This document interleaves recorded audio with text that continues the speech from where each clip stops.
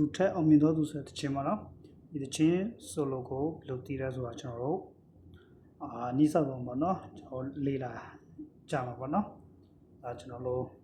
ဝဒနာပါတယ်ကျွန်တော်တို့ဝဒနာပါတဲ့ဒီငွေချင်းတွေပေါ့နော်ငွေချင်းတွေတော့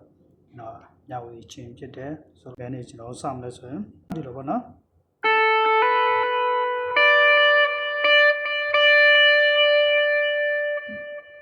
ပြီးတော့ pentatonic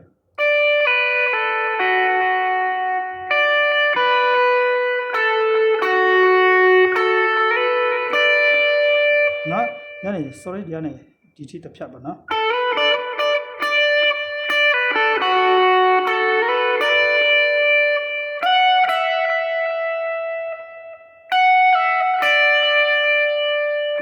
ဒါပါနော်ဒါတစ်ဖြတ်လို့ကျွန်တော်တို့သတ်မှတ်မယ်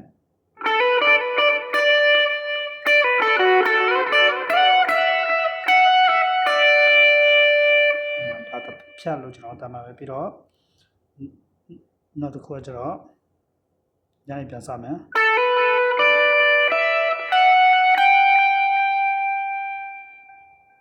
နော်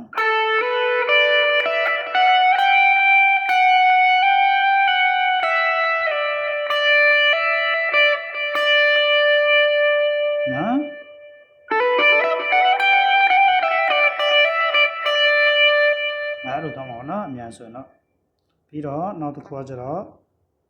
ဒီမှာ15 16 19ပေါ့နော်19တစ်ကျော်နေ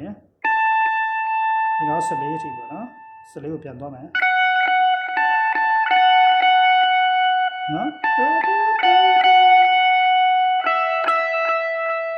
နံပါတ်2ကျော်ဒီတွေ့ရပုံမှာပဲနော်ပြီးတော့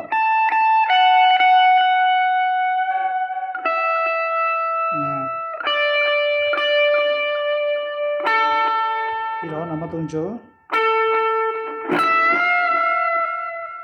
ဒါဘန်တန်လို့ကျွန်တော်ကြားလိုက်ပေါ့နော်လိုမျိုးကြားတယ်ဒီမှာ15 16 19နဲ့ကျော်မှာဘန်မယ်နံပါတ်2ကျော်ပဲနော်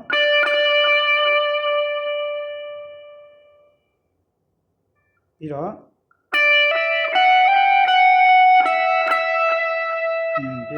ဒီလိုပဲပြန်လာမယ်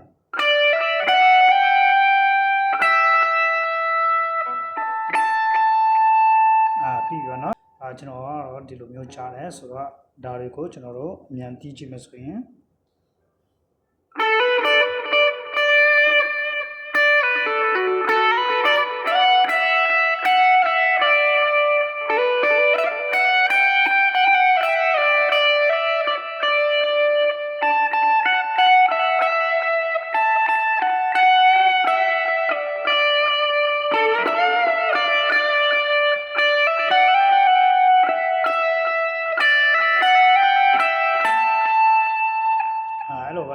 ကဲအားလုံးစင်ပြေမယ်လို့ကျွန်တော်